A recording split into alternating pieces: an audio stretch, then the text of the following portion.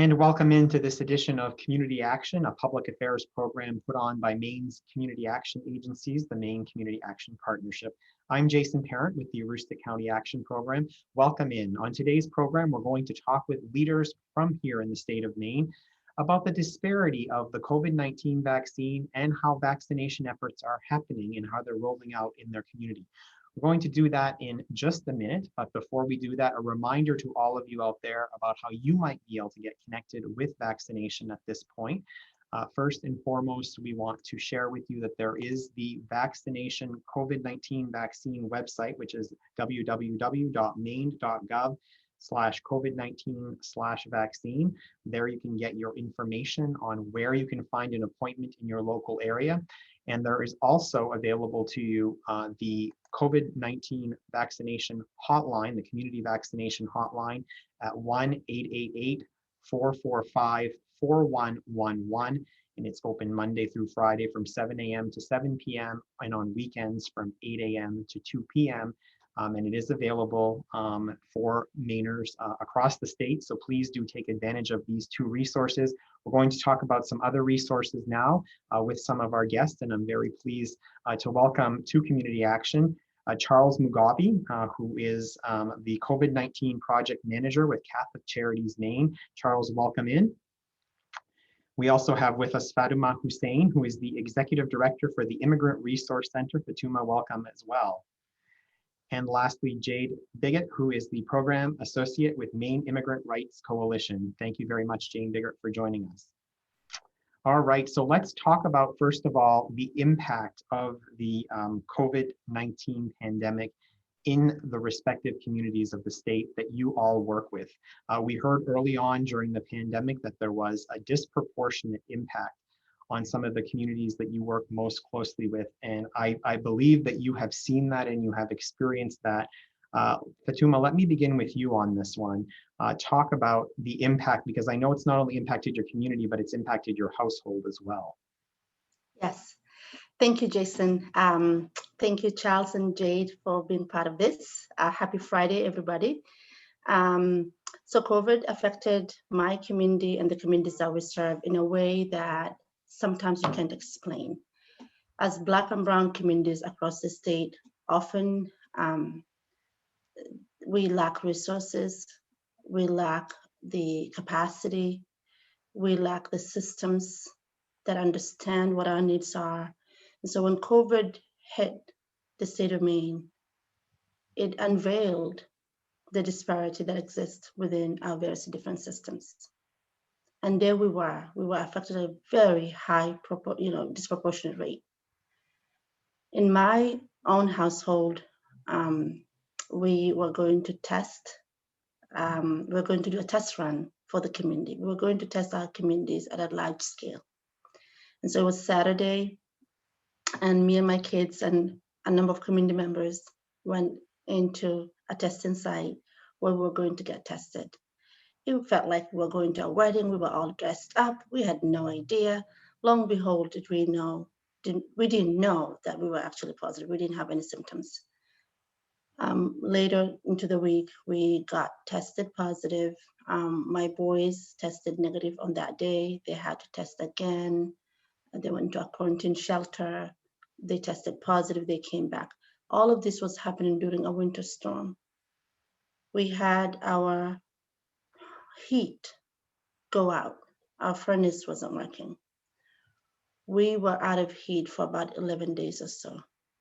It took 7 different agencies to work with us to get our heat fixed.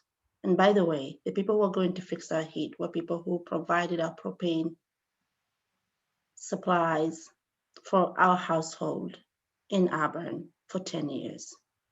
But with COVID, everybody's life and systems were changed. There were some rigid protocols that every company and every entity had to follow. It was going to affect everybody. It affected all of us in a way that we can't even begin to explain.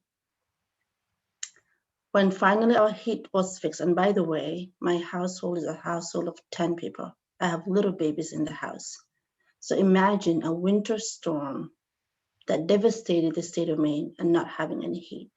We didn't have portable heats either, because who knows, who thinks that things will go not working and you've got to have all of these emergency supplies. We didn't know.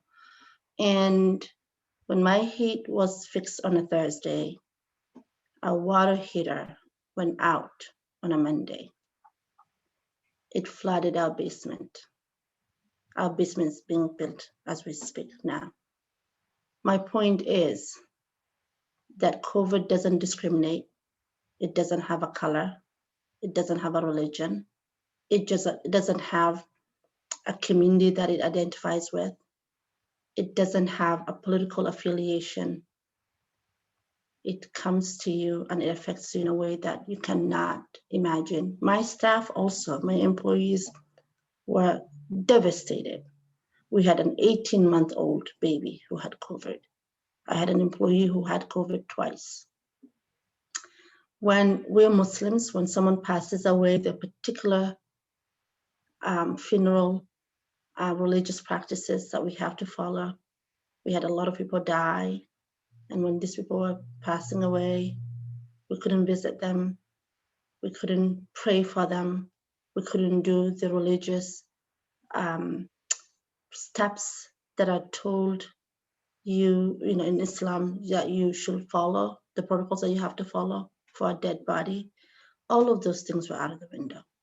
And so when I think of COVID and when I think back in, you know, last year and the many months that many families and community members across the state of Maine were devastated, COVID did a lot of harm on us. And therefore, what I, you know, want to reflect on is, as a community, as a state, as people who are the people of Maine, how do we get to a normal life, I guess. Thank you. Now, Charles, that to Fatima is a very touching story and an exacting point that the actual COVID-19 pandemic doesn't discriminate on who gets impacted by it. But in many cases, there has been an equity challenge. I mean, the state of Maine was noted as being one of the states where there was a disproportionate number of individuals and people of communities of color that were impacted by COVID-19.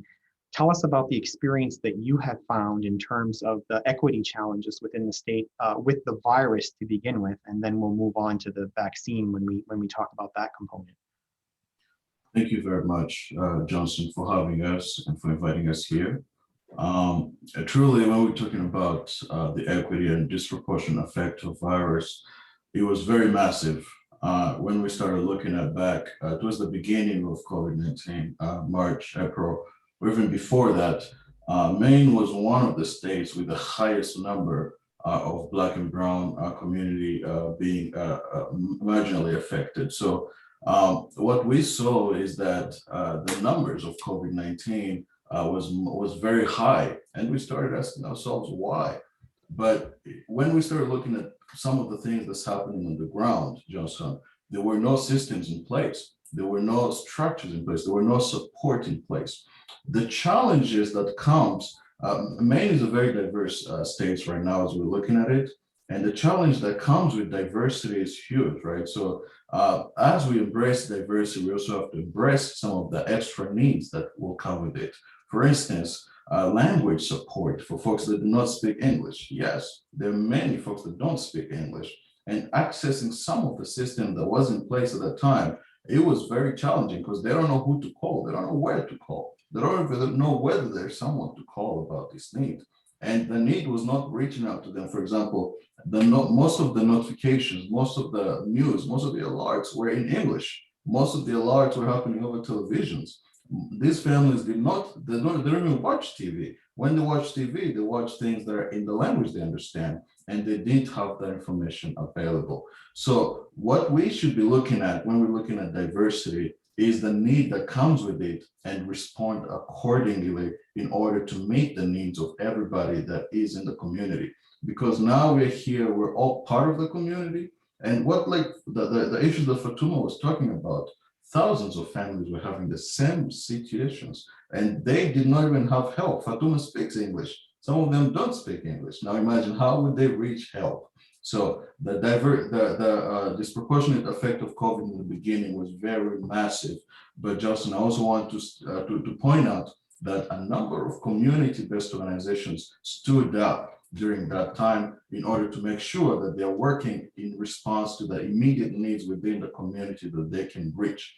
And with time, there were more support. And as we were involved into some of the planning of response of COVID-19 within communities, we were able to instill some of the language, some of the extra support, the transportation, things that would resonate with people's culture in order to meet them during their quarantine and isolation, Johnson. So the truth is, disparity was very huge. And even right now, we're seeing it in a different version of vaccine, but we'll talk about it then. Thank you so much. Now, Jade Biggert, that's really at the nexus of your work with the Maine Immigrants' Rights Coalition. What have you seen as we've made it through the first year of this pandemic? And obviously there's been some very tragic consequences across the state, though Maine as a whole has been leading in many ways and keeping overall counts down. And then as we transition into vaccines and getting more people vaccinated, there is a story here. Has been a challenge. There's been a bit of an unheard challenge. I think we heard it early on in the pandemic. How is that challenge going? Is it getting better? Talk about it from your perspective. Yeah, thank you so much, Jason, and thank you, Charles and Fatuma as well. So as Jason mentioned, the bulk of our work at Merck is and has been looking at the COVID-19 disparities in cases as reported by race and ethnicity. And when the vaccine rollout started, we also wanted to track these numbers and to see if these disparities, as we predicted they would be, would exist in the number of vaccinations as well. And what we saw and what we are seeing is that there is a disparity in the number of vaccines that are reaching our communities and the number of our community members that are able to access these vaccines. And we're not only seeing that in the numbers, we're also seeing that in the feedback that we're getting from community leaders who are working incredibly hard day in and day out to make sure that their community members can register for appointments, have the support on site, whether it's language support, cultural support, are able to get transported there and are able to be supported afterwards if they experience side effects or have questions about the vaccine. And I think, as you mentioned, like Maine is overall, looking at the numbers, is doing incredibly well in terms of the number of people they are vaccinating. But as you said, that doesn't tell the whole story. Our communities on the ground are experiencing incredible barriers to accessing the vaccine. And this is something that we've been advocating extremely strongly for increased access for our communities. And that has been in the form of having cultural brokers on site, language support on site, just making these environments as welcoming and as inclusive as possible to try and decrease these disparities. And I also think that there's a large narrative when it comes to vaccines, and particularly with our communities, as this vaccine hesitancy, that we need to change the individual's perspective on the vaccine rather than focusing on the larger systemic issues that are preventing our communities from getting these vaccines. So I don't want to get too far into this program because I don't want to save this component for the end of it, but I was asked, and I certainly want to invite us to be able to reach individuals you made such a good point, Charles, about connecting with people in their own language. I'm very sensitive to that, having come from a Franco-American background myself. And so Charles and Fatuma, would you please share with your communities in languages that they are familiar with, the opportunity both to connect for help, either if they feel like they're impacted by COVID-19 and as we transition into the vaccination message and the importance and the ability to connect with those vaccines. So Charles, let me start with you there. Thank you very much. For all Swahili speakers, kwa wote wanaongea Kiswahili, jambo kwenu, naitwa Charles Mugabe, natumika na ofisi ya Catholic Charite, na mimi pia ni mwanamemba ya Community Congolaise. Leo ningependa sana niwajulishe kuhusu COVID-19. Wengi kati yetu tunaoga, tunasema COVID-19 haziko, tunaogopa, tunasema COVID-19 zikitupata tutakufa. Lakini kwa kweli COVID-19 ziko, zinachukua kila mmoja, uwe mzungu, uwe mweusi, itakupata. Lakini ukiipata unaweza kufanya nini? Kwa sahihi, kuna washirika wengi ambao wamesimama kuleta usaidizi kwa kila mwanamemba ya community mwenye anaishi hapa kwa Maine. Unaweza ukapata usaidizi kwa chakula, unaweza kupata usaidizi kuenda kwa mahali ya kufanya testing ama mahali kupata hata chanjo ya COVID. Unaweza kupata usaidizi kwa kila kitu kinao kuwezesha uikae nyumbani wakati uko na ugonjwa ya COVID-19. Kwa hiyo unaweza ukapigia mkubwa wa community yako simu, umuite, mwambie nahitaji usaidizi. Unaweza ukaita pia watu wa DHHS, unaweza kukusaidia. Unaweza pia kuita namba yenye iko 211, wao pia wanaweza kukusaidia. Kwa hiyo tafadhali usibaki nyumbani bila kuomba usaidizi. À tout le monde qui parle le français. Mon nom c'est Charles Mugabe, je travaille avec Catholique Charité, je suis membre de la communauté congolaise. Je voudrais vous parler sur COVID-19. C'est très important de prendre notre attention sur le COVID parce que beaucoup de gens sont morts, beaucoup de gens sont malades avec COVID-19 et puis on est encore dans la situation de COVID. Pour le moment, nous devons prendre attention. Et puis, si vous voulez que vous avez de COVID-19, vous avez des symptômes, n'hésitez pas d'aller contacter quelqu'un qui peut vous aider. Pour le moment, il y a beaucoup de gens qui donnent des aides, d'aider avec nourriture, de vous aider d'aller prendre votre test, de vous aider avec toutes choses qui peuvent vous permettre de faire votre quarantaine calmement quand vous êtes à la maison. N'hésitez pas de contacter votre leader de votre communauté. N'hésitez pas de contacter les gens de DHHS. N'hésitez pas de contacter n'importe quel gens que vous connaissez. Eux, ils peuvent vous connecter avec les gens qui donnent les aides de COVID-19. S'il vous plaît, restez à la maison, faites votre quarantaine bien. Et puis, peut-être quand nous sommes tous vaccinés, on peut se rencontrer encore. Merci beaucoup. Bonne journée. Merci pour cet message très important. Fatuma. Yes. Assalamu alaikum wa rahmatullahi wa barakatuh. Magacayga waa Faadime Xuseen. Waxaan la shaqeeyaa hay'adahan dadka caawina oo samafalka ah. Waxaan halkan u joogaa inaan idinkala hadlo xanuunka coronavirus-ka u taqaaniin. Coronavirus-ka waa weli cudur nagu jiro. Dad badan buu maartay nafta ka qaaday, dad badan buu aad u dhibay.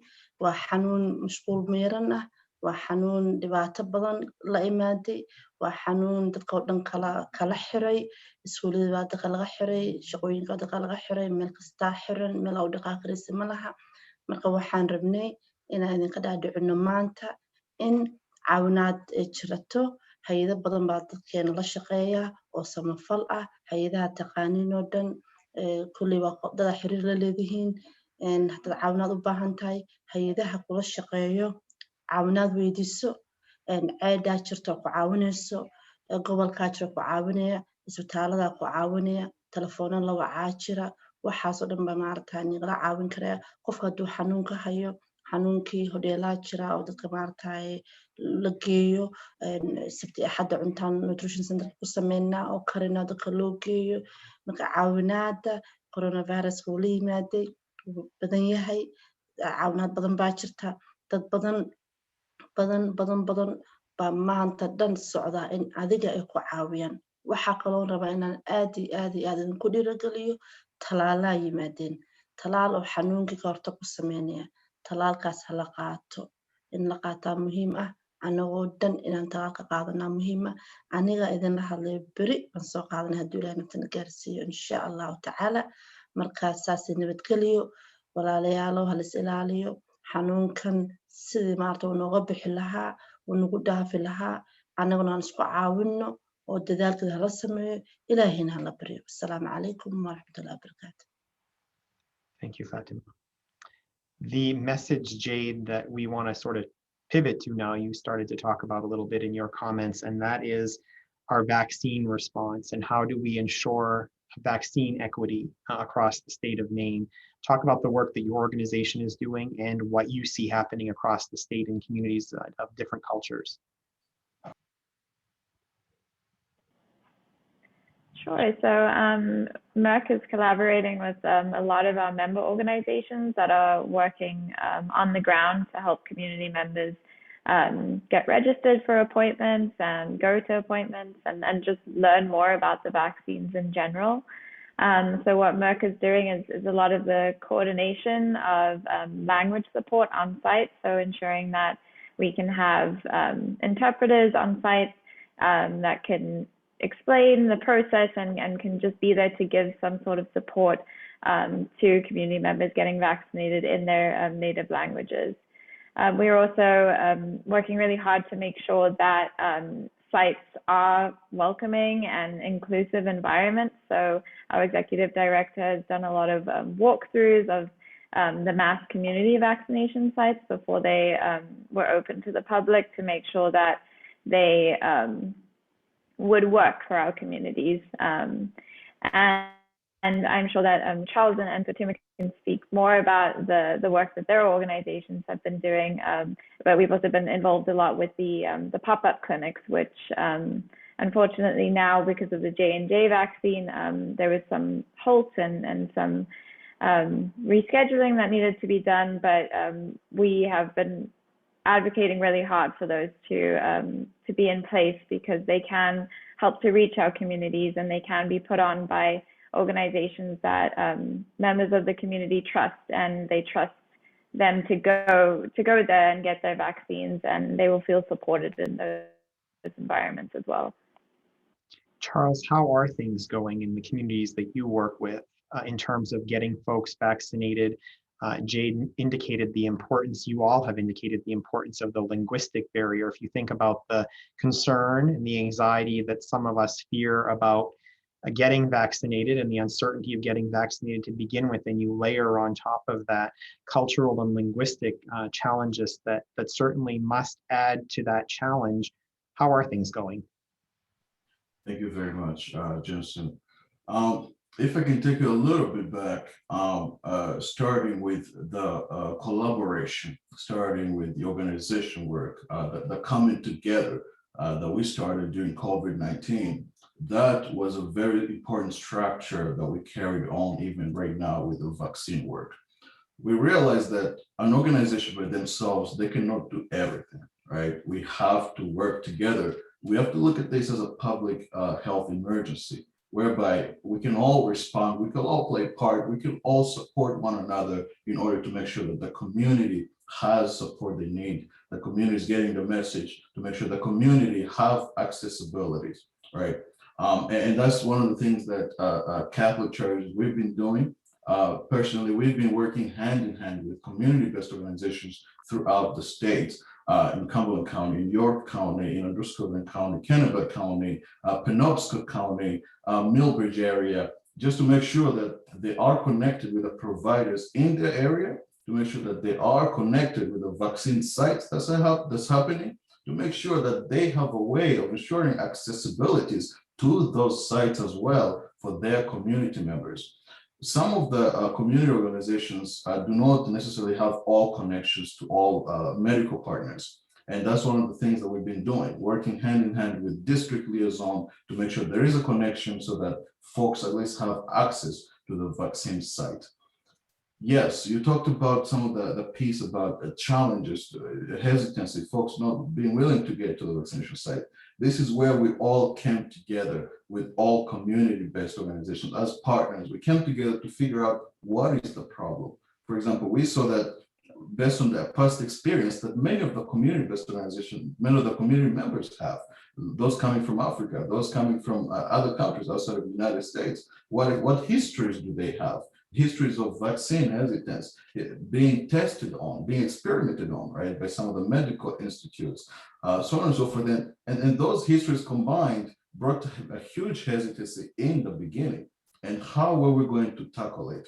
My colleague Fatuma is leading a committee right now on education that is helping us to look at some of those needs right now. And she will probably talk more about it.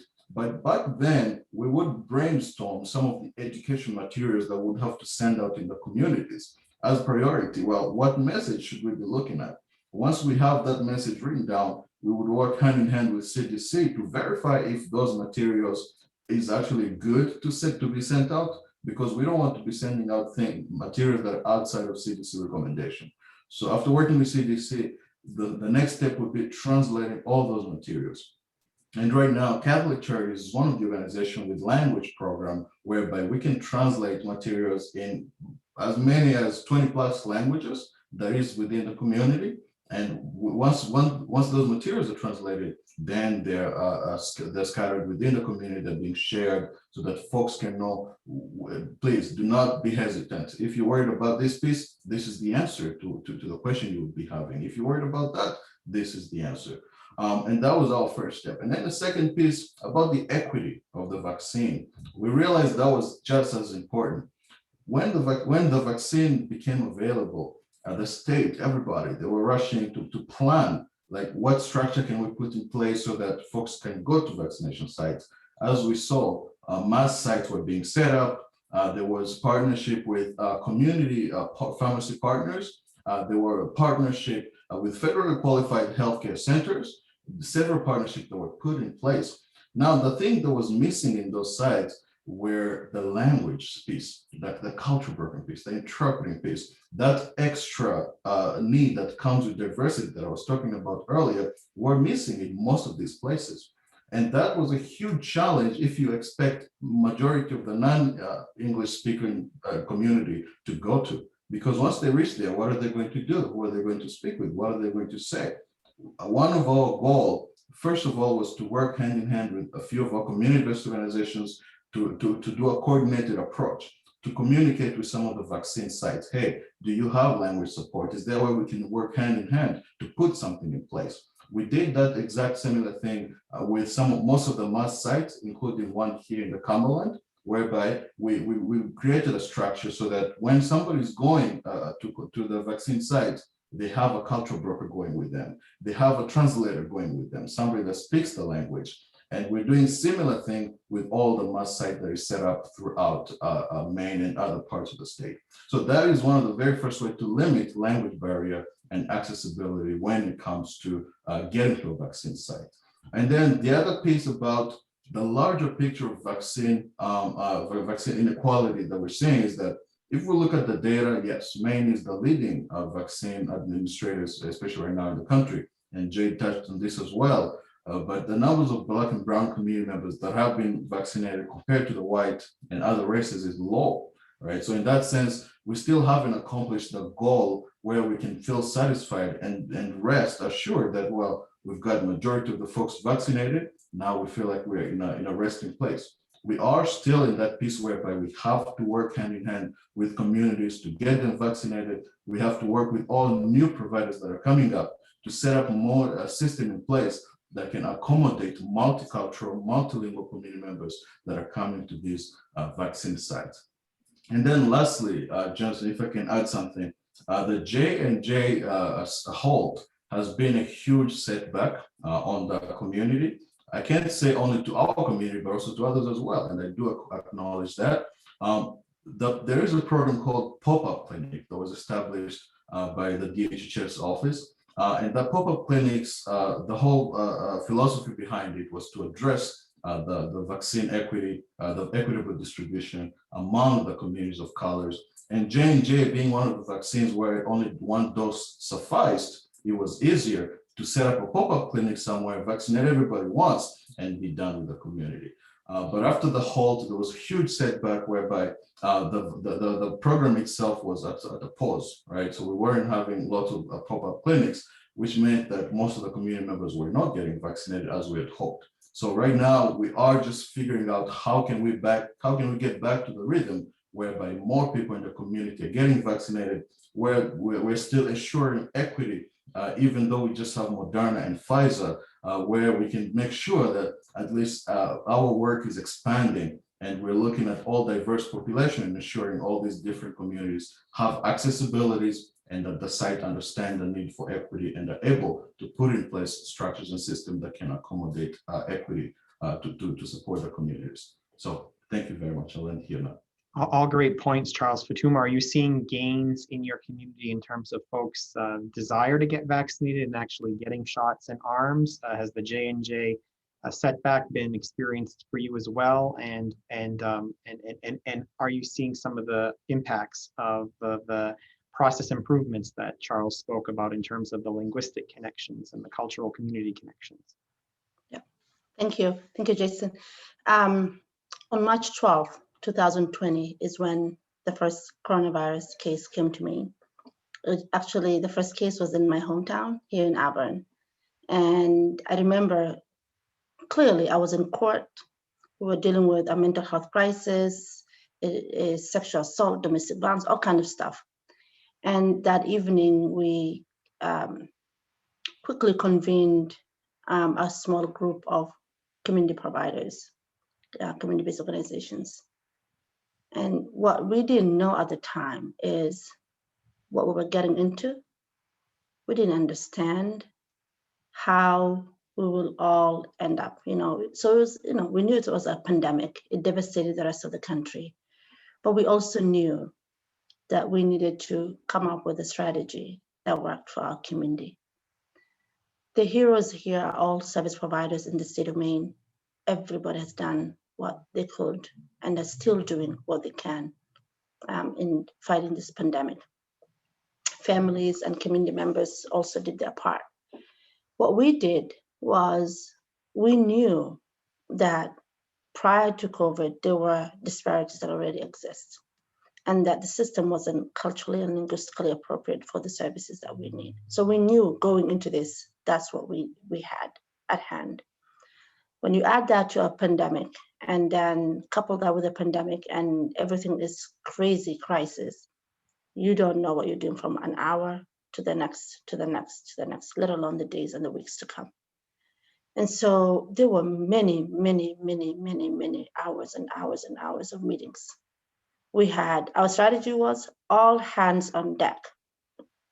Whether you are a community-based organization that was established or some ECBO that's emerging, that we were all going to uproot everybody from whatever community you came from.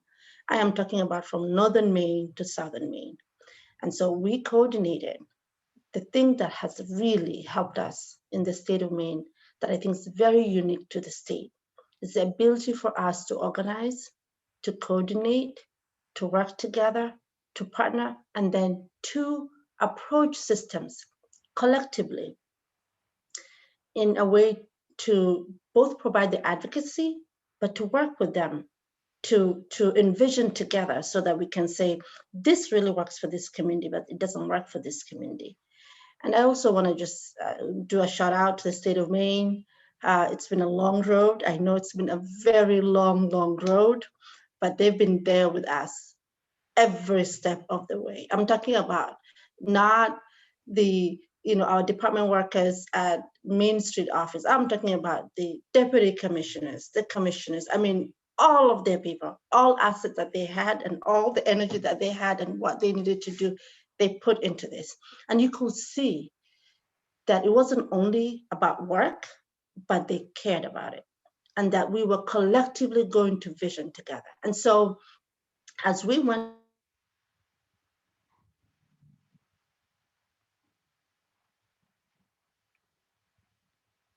I think Fatuma has frozen for me. So we'll see if we can get her back here in just a second. But Jade, I did, to Fatuma's point and what she was just speaking about, Jade, I wanted to ask you, out of this the tragedy of the COVID-19 pandemic, have we made some important gains in equity in the state of Maine, both related to this pandemic, but in the understanding and at least the awareness of the inequity that existed and the challenges that communities of color and culture and different cultures in the state faced? Yeah, I definitely think that we have made some gains. Looking at when I first came on to Merck, which was right at the start of the pandemic, and kind of when it was all coming out with the COVID cases and the COVID cases by race and ethnicity, and highlighting that Maine had the worst disparities in the country, we immediately convened as community organizations and really called on state officials and the governor to address racism, and address it as a public health crisis as well. And I do see that since then, and I do feel like with the vaccine rollout, there has been a lot more recognition for the challenges within our communities, a lot more recognition of the incredible hard work that the community-based organizations and as Fatuma said, service providers who have been working tirelessly within the communities and supporting them and in all their needs, all their diverse needs, no matter what came up, they were there for them. And so I do feel like there is a lot more recognition statewide of the work that we do. But I also think that although we've made some gains, there is still a long way to go. And I think COVID has helped to uncover or show all of these disparities, but I think that they are so deeply rooted within society that, you know, just passing one policy or making one change or setting up a clinic in one area that might help reach our community a little bit more are good steps, but there is still a long road ahead. And I think that we still need to work, and we still need to put in the work and put in the hours and collaborate even more and really continue to bring awareness to these issues that impact our communities. Appreciate Bigger. Thank you. Charles Mugabe, I'm going to let the last word be yours in the few minutes that we have left. Where do we go from here? Thank you very much, Johnson. I think one of the first things I would carry from Jay's piece is that we have to continue the collaboration. So far, we've done a great job, right? We've collaborated with many partners that we don't usually work with. For example, CAP agencies, the state of Maine, some medical and health providers. We don't usually collaborate on regular basis. Welcome back, Fatuma. I think so far the collaboration we've done, the work we've done, the tireless work that many community members have done has brought us here, and we have to carry on with that. And the other piece is we have to start looking at this as normal as possible. The equity piece will always be with us for as long as we still live in the same area, the same community, the same state. The equity will still be needed.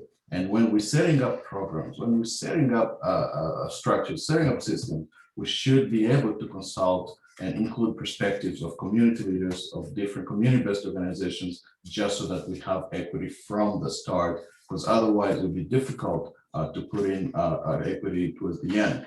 And the last piece that I would say there is that the vaccine work is just beginning. We're nowhere near. And we should all encourage each other, encourage our families, encourage our communities to get vaccinated, because that's the only way we can feel safe again. The rumors about vaccines, to be honest, will never end. We'll never be able to educate everybody enough, but let's always look at on the bright side. Where do we want to be? We want to be in a community whereby we're safe. We want to be able to go on vacations again. We want to be able to travel again. We want to be able to meet again, or even to hug. Majority of community members right now, since they heard about COVID, some of them have been staying indoors, especially our elders. They haven't gotten out for years. And right now we need to get vaccinated to feel safe and be able to go out, go for a walk and feel safe as we're doing it. So we have to work hard, continue with the collaboration, make sure we're passing the message of getting vaccines, all get vaccinated, and hopefully once we're safe again, we can feel like our old self again. I hope so. Thank you.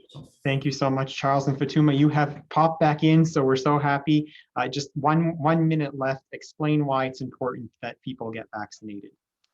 I am going to get vaccinated tomorrow, me and half of my family, and then the other half, they'll sort of trade places.